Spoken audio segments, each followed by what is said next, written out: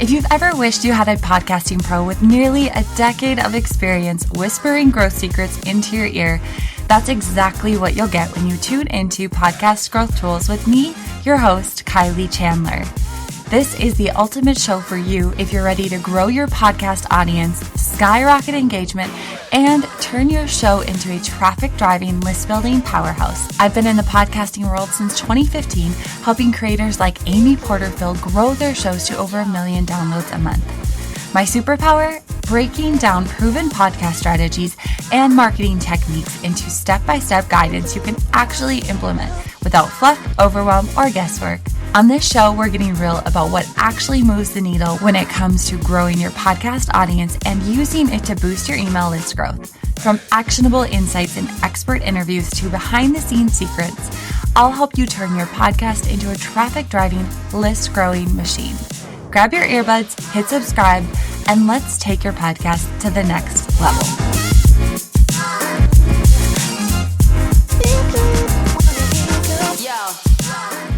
Carly, welcome to the show. I am so grateful that you're here.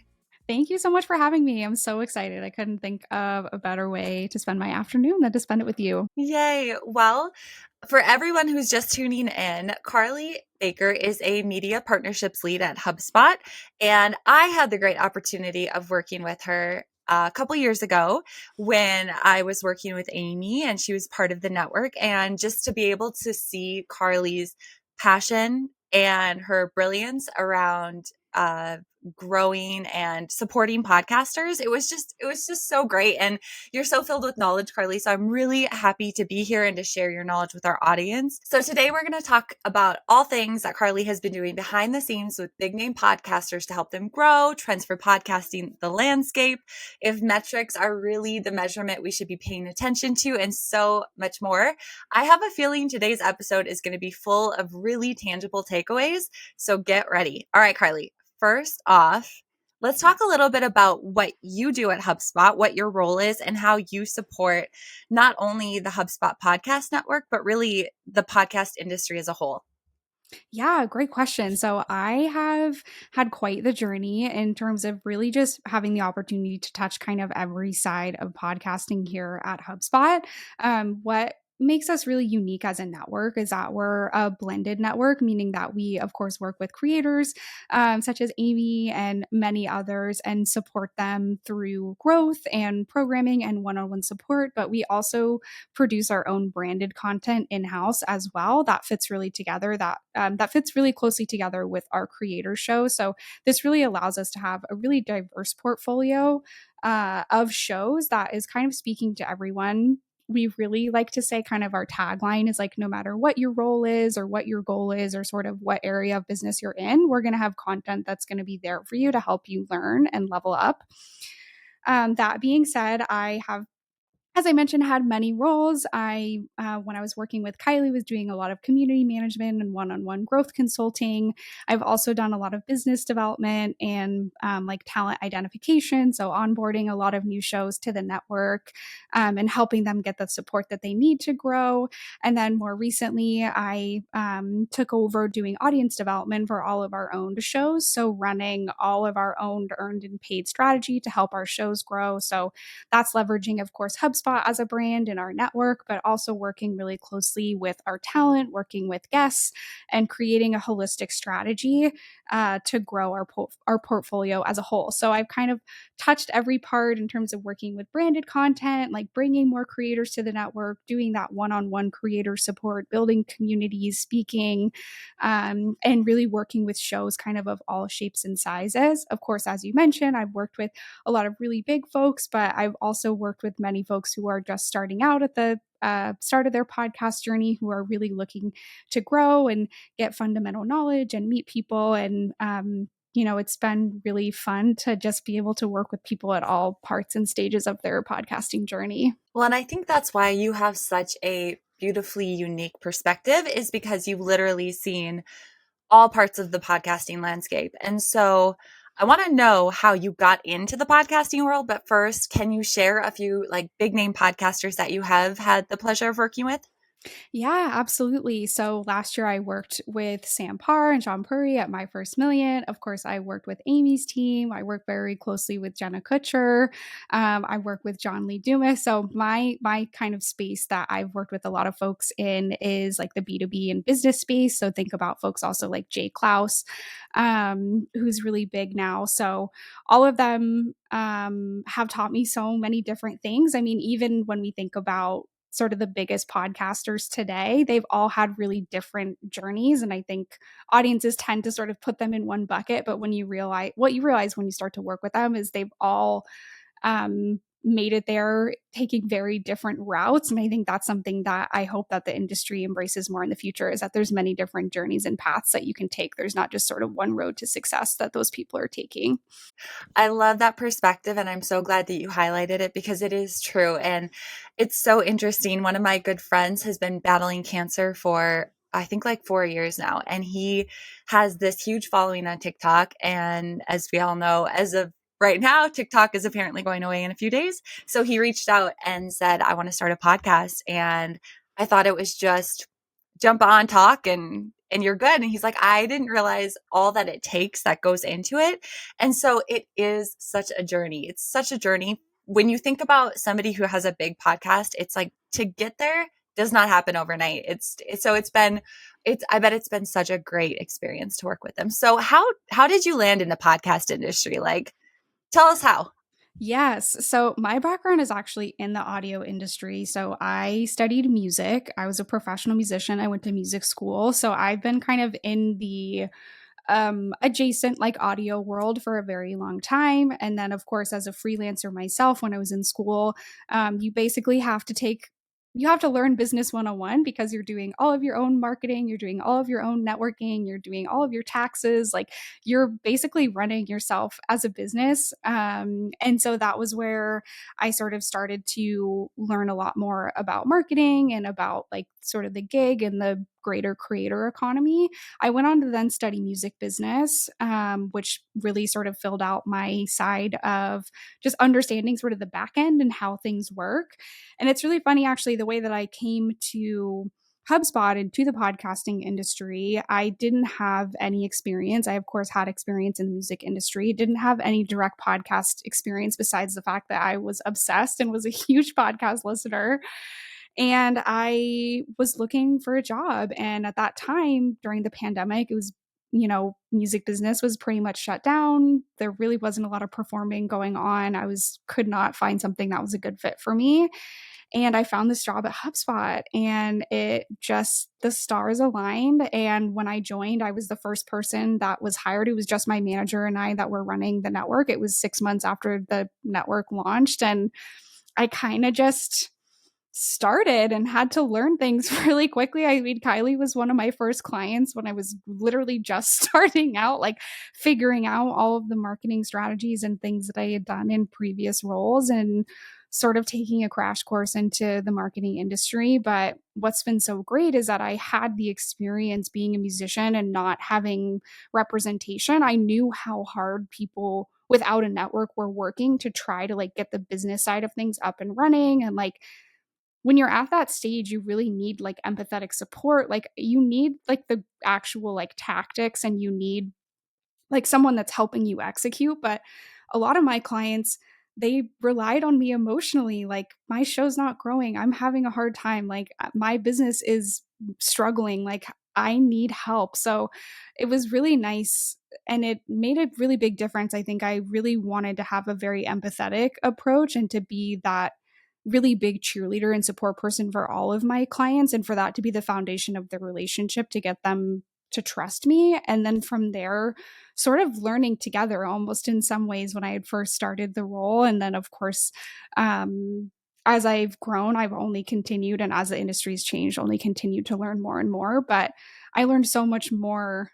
I always think I honestly learned so much more from my clients than they learned from me in some ways, especially in those early days of just figuring things out. But it's been very cool to be able to stay close to an industry that mirrors sort of the industry that I grew up in, being a musician and sort of being in their seat, it means a lot to me to sort of continue that in a different way, even though I'm not a musician anymore. Okay, a couple things. First of all, I was there when you started, and it was just you and Alana, and you were always amazing at everything you did. And second of all, what music instrument were you a professional in? Yes, so I play the oboe. Most people Oh my probably don't know what gosh. that is. I play classical music. So I was a big Crazy. orchestra, yeah, a big orchestra nerd. I started when I was really young as a kid and yeah, just went on that whole ride. Okay, that's amazing. You'll appreciate this. So my baby girl is 21 months already, and we are in a very big classical music era where we're listening to it a lot. And she's I a big love that. Tchaikovsky fan, which I think I said that wrong, but especially since we just got through the holidays and everything, the Nutcracker. But Yes. anyways, I I love love that. that. That's amazing. Oh. Okay, let's talk about kind of you did come into the industry in such an interesting time. You came in during COVID. Then we moved into all of the updates that happened that just like not only sliced in half, but beyond that, downloads and the world, the podcasting world as we knew it. So, Collapsed. right?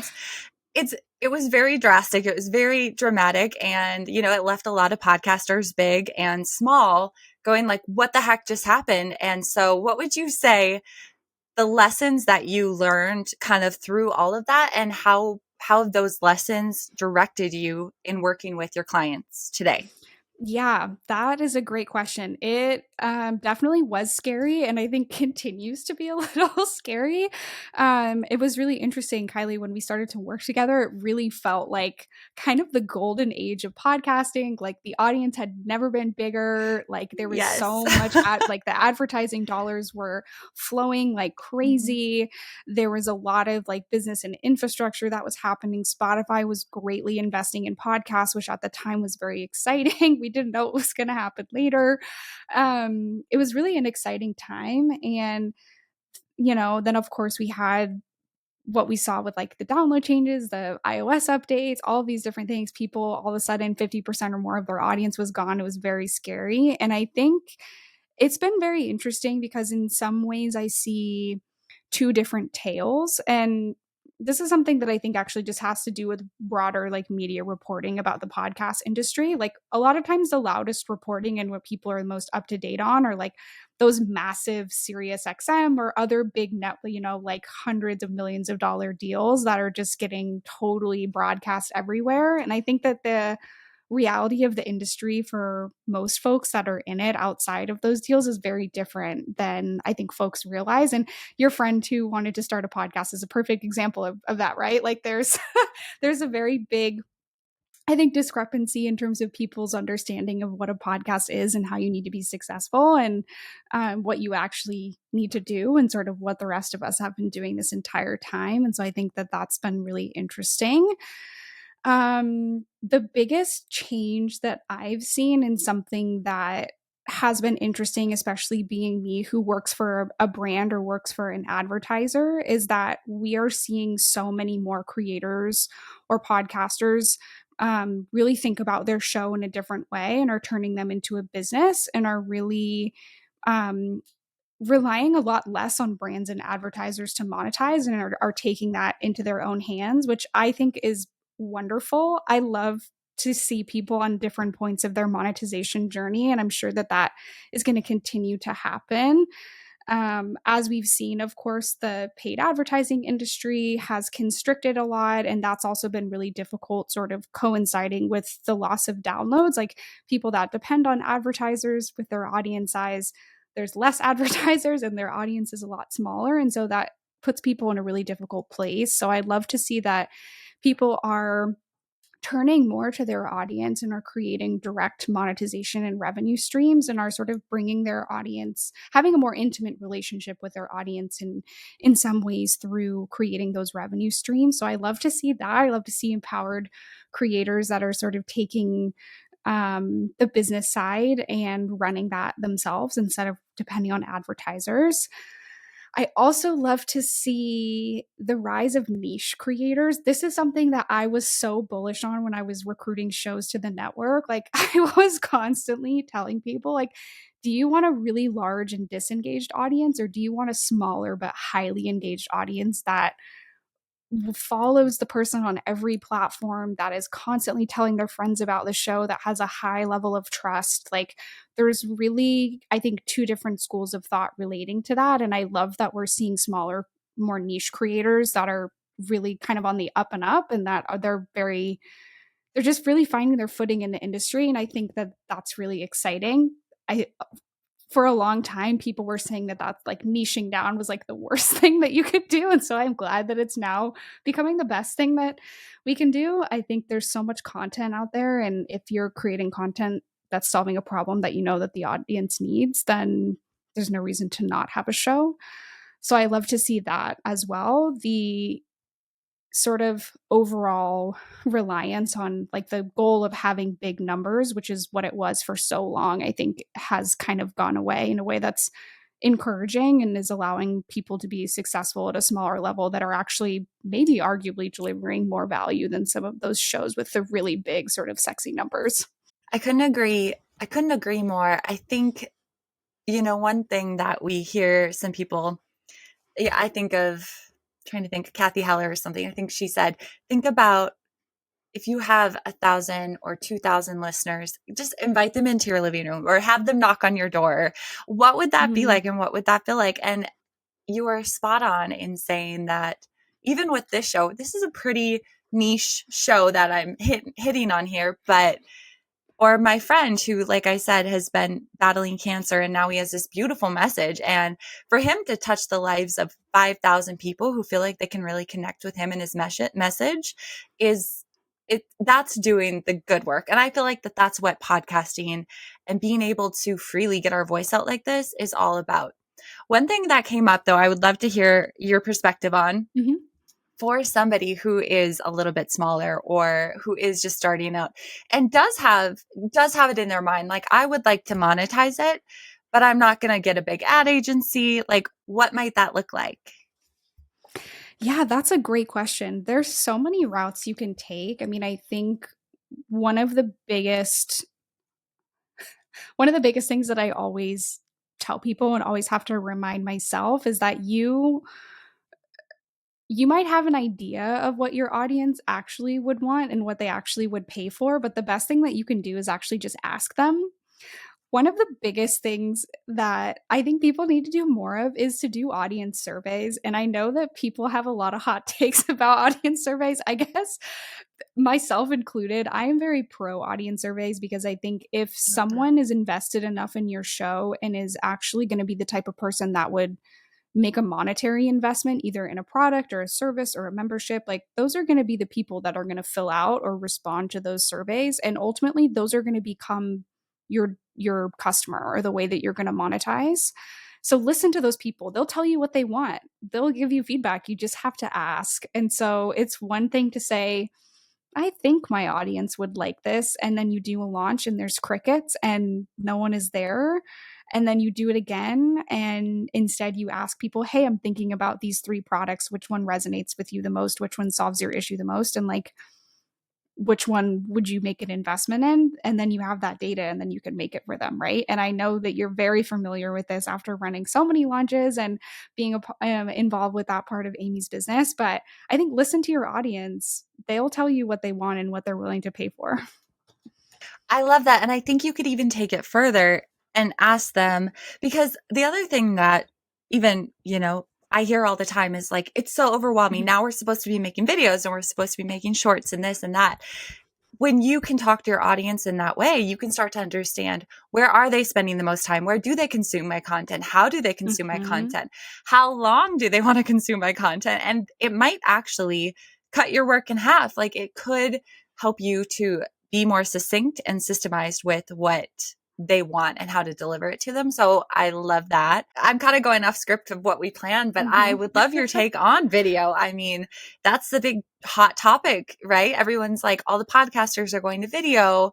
And it does create more work. I think there's a good way to do it. And I love that it is heading in that direction.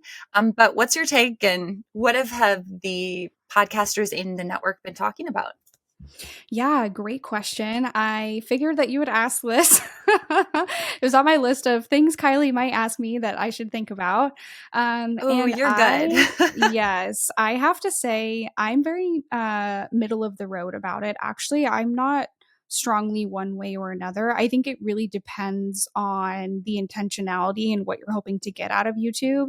I have a really big background of working with YouTubers as well. And I think because of that work, one of the most challenging things on YouTube is that you are competing with people that are professional YouTubers that are creating content that's at a very high caliber and that are executing really well. And it can be hard in certain industries or in certain niches to compete with folks who have built legacy audiences and you have a very high production value and kind of already have that content machine going. Um, so I think it's really on a case by case basis. I also, here at HubSpot, we have YouTube channels for all of our shows. We run both audio and both video. And we can't ignore the fact that for us as a brand, it is really valuable, especially as advertisers, because we are able to receive a lot more metrics about how people are interacting with our ads and how sort of their customer journey and just a little bit more granularity on that side because of YouTube and the way the platform works. So it does benefit us that in that way. The other thing that I know though, working on shows that have both audio and video, is that we hold a lot more attention on audio than we do on video. I like to think about YouTube as a place where people they kind of do a drive by of a lot of content. So they'll click into a video, they'll watch for 3 seconds and then they'll leave. And so I don't like to think about YouTube as a place where it's great for getting people to actually consume a large amount of your content. Like if you look at, for instance, a podcast episode where we have 80, or the average consumption rate is 80%. And then we look at a YouTube video where people watched 3 minutes out of 30 minutes. Like those are very different things. And that's a lot.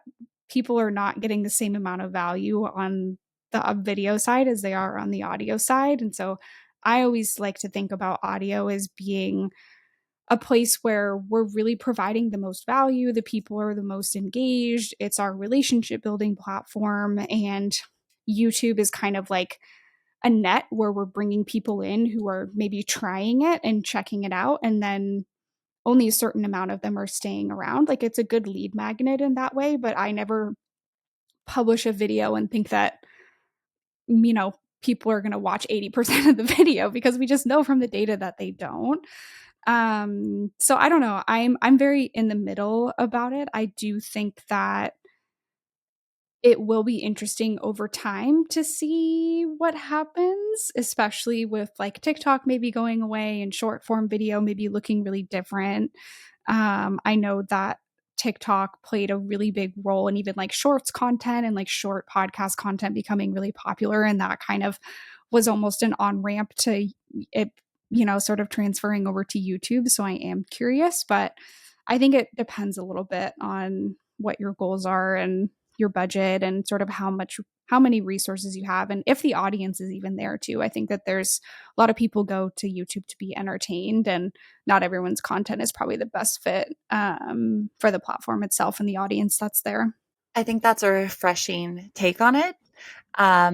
Because, like I said, it is when you come into this space, whether you're a big name person. I mean, I know big name teams are having the conversations about how do we enhance YouTube, but then there's also people who are probably in your creators network that aren't generating as much money, don't have a big team or anything. And they're like, oh, we got to hustle to make this video content. But I think you have such an important point. Again, going back to the audience always, like, are they there? And is that how they want to consume?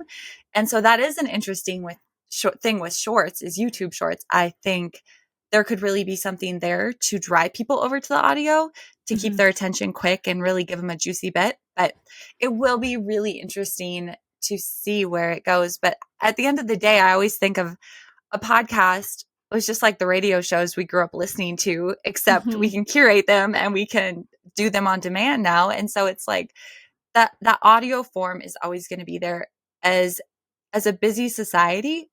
to be able to just load it up and drive or work out or whatever it is, it's Go wherever. very different. So I love Yeah. that. Tell us about these big stats that you helped achieve in 2024 with some of your podcasts. And then I want to know, like, what turned out to be the biggest needle movers for you guys?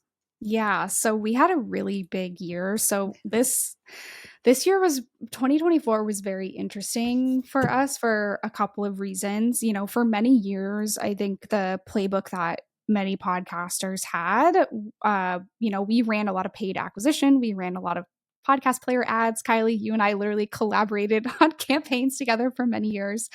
We did a lot of those traditional like paid media buys in the past. And I think the attitude and the understanding of that downloads are not people, and like buying downloads is not a great thing to do, and it's not actually giving you sort of the retention or long-term listeners. That changed a lot of strategy for a lot of networks and a lot of creators as a whole, and that includes us. We don't engage in paid media buying anymore at all, which was a really big change for us. And this year, or last year, I guess I could say, I keep forgetting it's 2025. I really wanted to grow everything organically. And so I had to figure out what that looked like. And one of the biggest things that led to these amazing numbers that we had is that I decided that I did not care about increasing downloads. Downloads, the one thing, people listening out there, downloads do not equal people. Do not buy into the idea that downloads equal people. They do not. It's a very different thing. Downloads are not indicative of the amount of people that are actually consuming your content. And so, what I really wanted to do was to increase our unique verified monthly listeners and to increase subscribers across all of our platforms, right? And the biggest thing that we were not doing, even though all of our shows are interview shows or primarily interview shows, was guest-based co-marketing.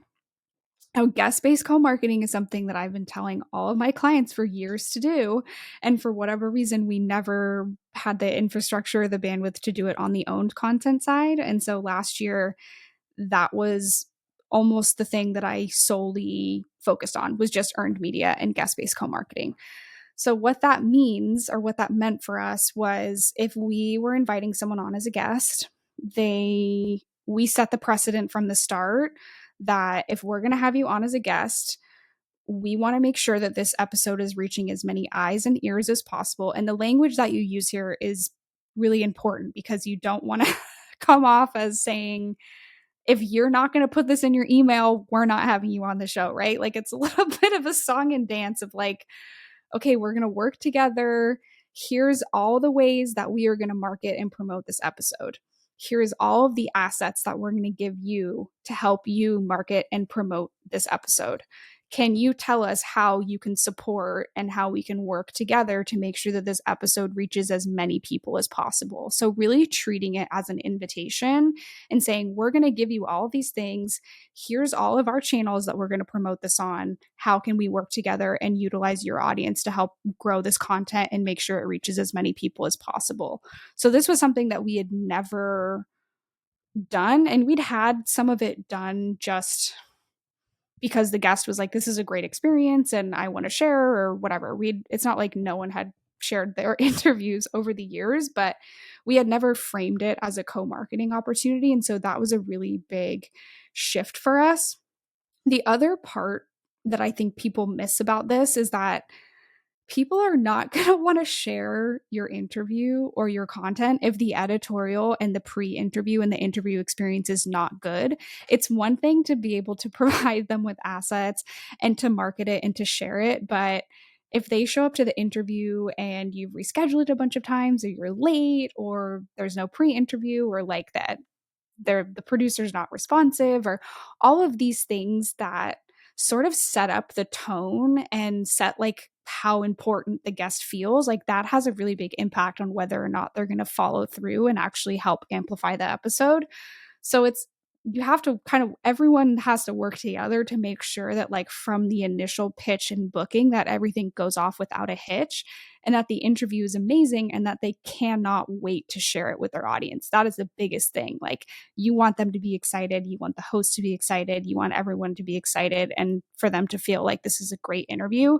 This is a huge point, especially for people that have been interviewed a lot or are commonly guests. Like, that's a way that you can really actually stand out in like the sea of interviews that they do, right? If you think about someone big, I'm trying to think about someone that's a guest, like Seth Godin or something. He's been a guest on hundreds and hundreds of podcasts, right? So if you think about those people, those small differentiators that you can bring to their experience can really help them market that episode even more and really amplify that content. So that's one of the biggest things that I would recommend that changed the game. I mean, we saw immediate results on the Science of Scaling. The Science of Scaling is our sales show that we have in the network, and it's a seasonal. It's our only seasonal show, which is very hard because it means that the audience is constantly coming and the audience is constantly going because it's not an always on show.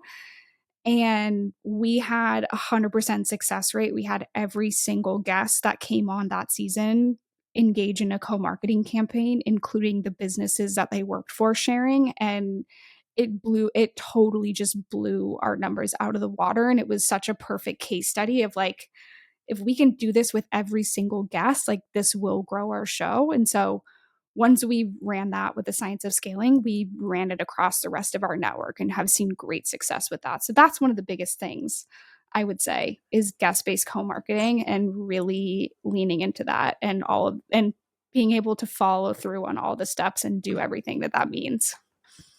Oh my gosh, that is so good and so juicy. And I'm so glad you said we're not just asking them to market it. We're like, it's the top to bottom experience and giving them the best experience. And then of course I'm thinking to myself, well, we didn't do a pre-interview, Carly. We did a pre-interview on paper. Sure, we did. Yes, very true. But this is true. And you know, when I worked with other people, we have kind of like dabbled in this a little bit. And one big thing that we did, especially with AI so available to us, is creating multiple social copy, email copy, images, and just like handing it to them. And whether they use it or not, that doesn't matter. But for them to feel like supported and to feel like they don't have to go the extra mile, you're kind of giving them the tools that they need. I think that is amazing. And I love that you were able to test it out on such a unique show as well. I mean, for you to do it on like a seasonal show, that really is amazing. So congratulations on that. And congratulations on all your success in 2024. Huge. Thank you. The other thing I will say is another thing, if you're maybe a show that doesn't have guests, or guests aren't like a frequent part of your strategy, the other thing that is a really big part of our strategy is to do cross promotions. So this goes for other channels as well. If you have an email list, doing cross promotions on your email list is great too. But there's so many more tools and resources out there to do swaps and to trade ads with other podcasters who you share audiences with. There's we do this in the network, of course, and I do a ton of out of network swaps as well. It's valuable to both audiences. It's relatively easy to do. If you understand like sort of where you sit in the ecosystem, it can be a great way to build relationships with other podcasters or people you might not know as well. But it's always great to do a swap and to do a trade. And I always recommend that people do that as well. I've been doing those for years now, and they still work on shows of every different shape and size. We do them newsletter swaps too as well that perform there. So it's not just for podcasting, but always recommend that people build relationships and do those podcast ad swaps as well. That is so good. And one thing that comes to mind that I've been like playing around with in terms of swapping and collaborating, you know, with Spotify, how you can create a playlist. I think podcasters should start creating playlists together with like, I think of everybody in one, like if you have, I don't know if true crime, but I'm trying to think of musicians. How about Bow Plate? And they all collaborated to create a playlist. And then from there, what I think could really be cool is promoting it on social media, promoting it as a lead magnet. I mean, you could just basically put the playlist into a lead magnet, and not only are you getting downloads, but you're also growing your email list. So I Yes. think that there's something fun there that could really, and also at the end of the day, it's supporting the listeners in finding other shows that they're going to very clearly be interested in. Absolutely. And that's one of the things that I think we've just seen over time too, as the industry has faced a lot of challenges and a lot of collapsing, is that I think that people are actually embracing it's not as competitive of a environment, I think, as it was before. I think there's a lot more folks and podcasters that are embracing community and wanting to collaborate with people that are in their niche, and it just being more of a shared playing field versus everyone kind of fighting for audience. There's never been more people listening, and there's plenty of people who are listeners to go around no matter what your niche is. And so I do hope that people start to do exactly what you're doing, do fun collaborations, like share the audience, like embrace one another's content and really celebrate that and the listeners instead of seeing it kind of as a battle, which I think is what it's been for quite a long time. I love your heart. I just love your heart. You're the best. Okay, so let's talk about what everybody wants to know then. Okay, not downloads. Yes. What should podcasters be paying attention to really measure how their show is doing? Yes. So there's a couple of different things that you can look at. I mentioned this a little bit earlier when we were talking about the YouTube debate. Consumption rate is really important. It tells you a lot about the attention that you're holding. It tells you about your editorial quality. It's really interesting. We look a lot at these types of metrics at HubSpot. And so what we'll do in our monthly report is for all the episodes that came out in the previous month, we'll pull all the consumption percentages for all the episodes that were released in that month.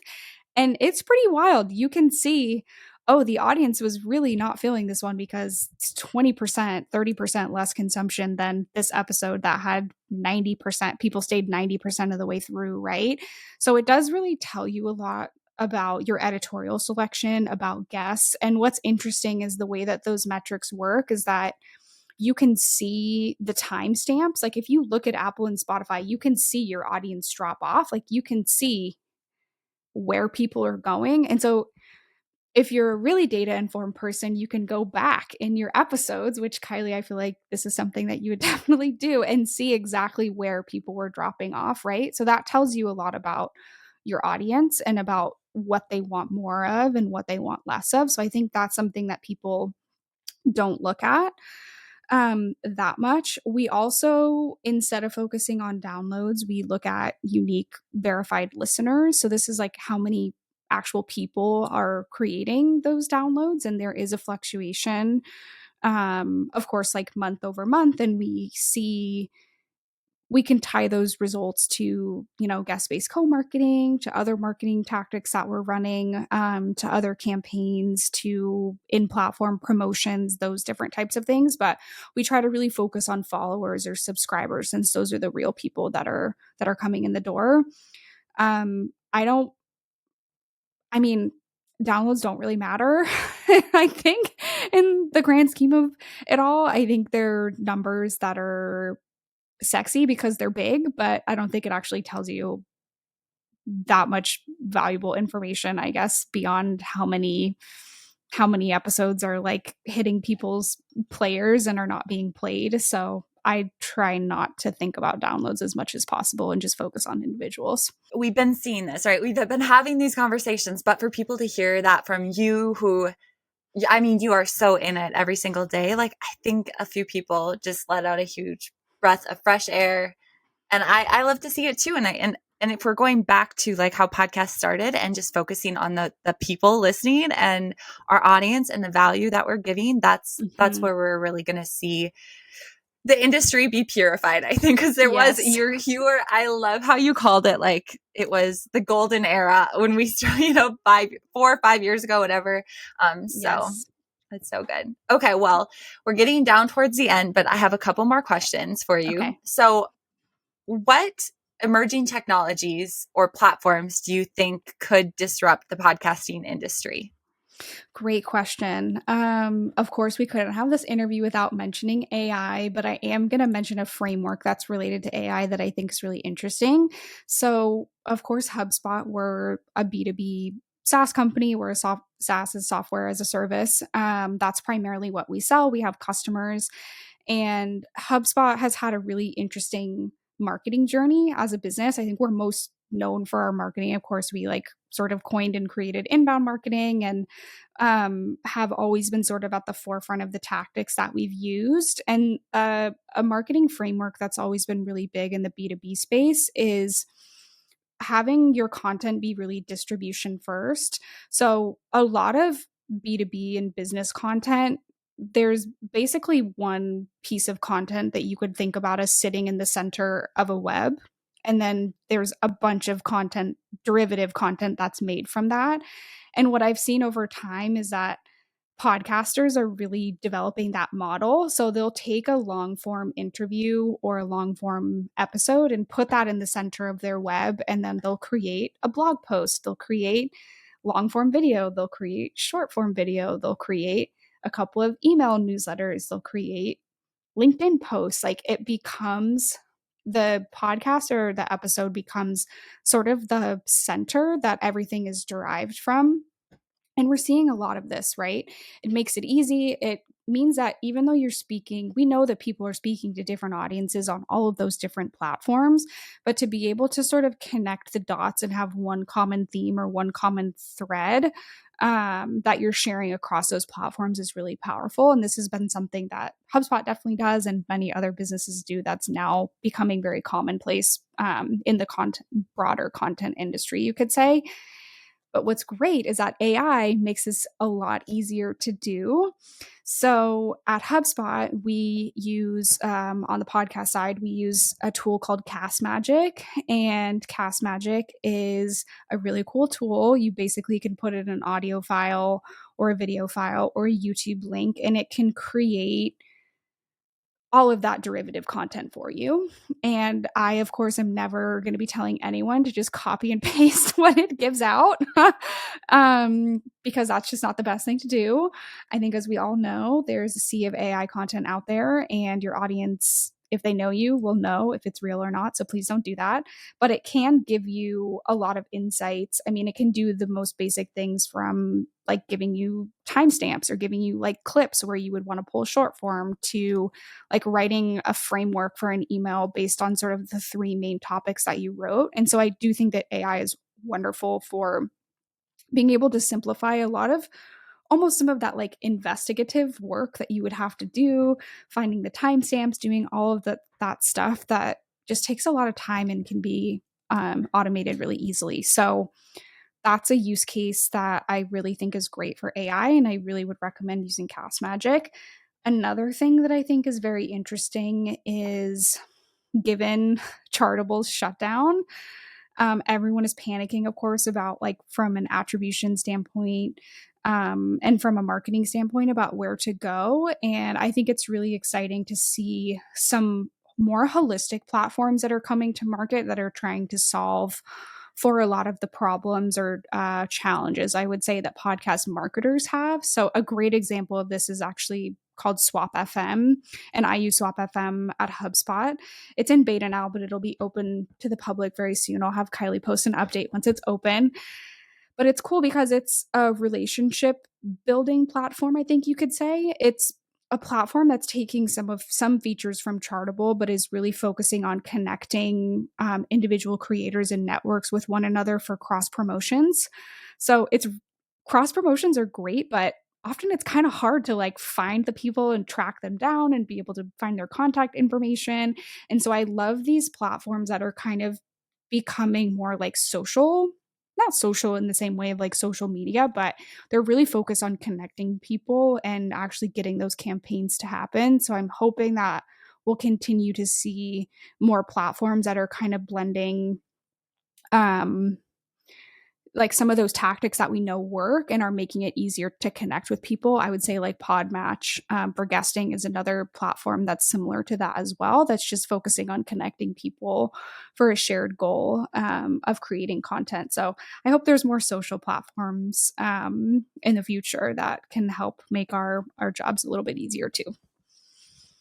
That is, both of those are so great. And I love to hear that you guys are using them. You know, when I think of a network, that it's so interesting because I feel like you guys were a very early network adopter. Mm-hmm. Like there wasn't a lot when HubSpot started, and it's become kind of, it's like people have networks, but what does that really mean? And what do they really offer? And I think at the core of what HubSpot network has always been is making those connections and making them easy and supporting podcasters and finding out who other podcasters are and easily connecting them and Mm-hmm. creating that community. So I think that that's great to see that there's tools that are supporting people who might not be in a network as well. And Absolutely. even you guys who are in a network using it. So that's fantastic. Last question for you, Okay. which I am like learning. I am learning so much. I know my listeners are too. This is so good, Carly. You're just so brilliant and so passionate. And I'm just so grateful that you're here. Okay, so if you could sit down with one or two podcasters out of any podcasters, who would it be and why? And what would you ask them? This is the hardest question. This is the hardest question of all the questions that we had talked about before. The one person that always comes to mind for me, which I don't even think about her. I mean, she is a podcaster. I feel like you're gonna laugh when I say this. I said it to someone else in an interview and they didn't know who she was, and I felt some type of way about it, but maybe it's just the Gen Z millennial in me. But I am a really big fan of Brittany Broski.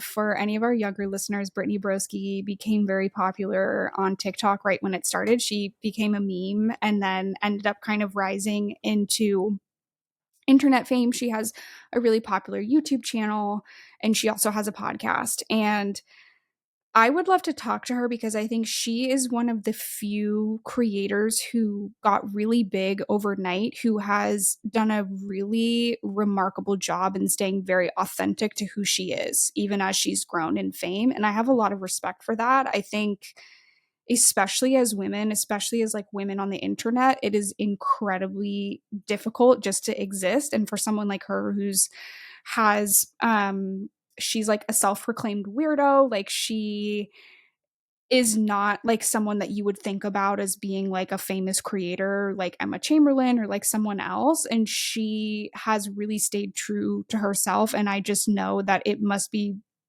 like a battle that she has to fight every single day, because I think it would be a lot easier to just give into that social pressure and to sort of change her content for the broader landscape. And so I have so much respect for her in every single way for just being able to do that and just exist in this landscape in a way that's very authentic. She's also hilarious, so I feel like she would be fun to meet in person just because she's just like such a funny gal. So she's number one.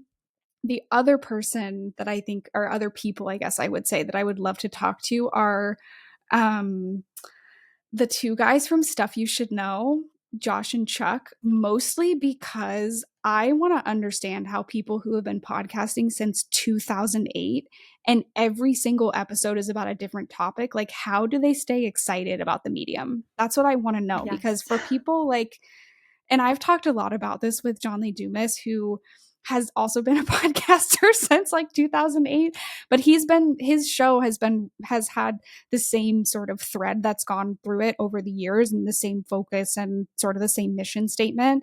And Josh and Chuck are literally just like compiling information about random things and learning about it and talking about it every week. And so I just am so curious how they stay excited and motivated to keep doing it, because they've been doing it for, I don't know, close to 20 years now, which is very crazy. So I think that they would be really interesting to talk to. Oh my gosh, I love these selections. And can you imagine being one of their partners or like a close friend? It's never any kind of anytime you have like a question about anything or you have a thought that's like kind of a question but a thought, I'm sure they're like, actually I know the answer because we've literally done endless podcast episodes about all of these random things. But that's what I was just thinking. I was like, man, the context in which I would want to be with them is like at a like local like hometown trivia night, because they would I want to yes. be on their team. They would totally smash. But I don't know, maybe this is putting too much pressure on them being like experts in everything, but I do find it really remarkable. I'm curious. I know that this is my interview, but who would you want to meet and what would you want to ask them? I love the history chicks. I've Okay. loved the history chicks forever. I just think they Okay. are so cute and they're so endearing. I love listening to their stories. I think it'd be so fun to sit down. I'm also love history. So to be able to sit down with them and just like have a conversation and Hmm. hear about maybe like their favorite things that they've researched or their favorite women that they've researched. Mm, So them. And then I love Two Girls, One Ghost. I do. I love those girls and I think they're classic. hilarious. And I could just sit and I'd be a fly on the wall when they're recording an interview. And then when something funky happens or spooky, I'd be like, oh, but I don't know what that says about me. And that'd probably change in another week or so. But right now I'm always loving those ladies. So I love that. I love that. More duos and more ladies in podcasting, yeah, please. That's my request for 2025. I agree. And actually, last little thing, and then we'll hop off. But it's so interesting because, well, the top ranking shows is, up for debate as well. Of But course. for many years, it was like a lot of, especially in the business space, a lot of white males. And so it Mhm. has been fun to see that shift and see women rising up in the podcast industry and minority podcasters. And just it's so exciting. And HubSpot has also that's one thing I'll say about HubSpot and the network is you guys have always been putting that first and at the forefront and making it important. So I appreciate that as well. Carly, thank you so much for this interview. You are so brilliant. You're so passionate. I feel like you gave this audience so much to take away. Is there anything else you want to add before we hop off? I don't think so. Thank you so much for having me. I love to connect with people, so I'll share my LinkedIn handle. I post about podcasting, about the creator economy, about partnerships, other types of things. So if you want to connect with me there, always love to meet new folks. So I'll share that with Kylie. But thank you so much. It's been so fun hopping on. We've had quite the journey together. So I'm really honored to be a guest on your show. And hopefully we can check in the middle of the year and we can see how our predictions are going and what's happening in 2025. I would love that. And lastly, feel free to plug HubSpot, of course, and what you guys have and offer for anyone who's listening. Yes, if you want to check out the shows that are in our network, you can check us out on our website, HubSpot Podcast Network, hubspot.com/podcasts. We also have a creator program, so you can check that out. It's called HubSpot Creators. We work with YouTubers, we work with blog writers, we have a newsletter network. We're slowly just collecting all of the platforms and working with people on all the things. So you can learn more about the HubSpot Creators program online as well. Amazing. Well, thank you so much, Carly. Sending you all the best luck this year with HubSpot. I can't wait to see what you guys do. Thank you so much, Kylie. It's been a pleasure.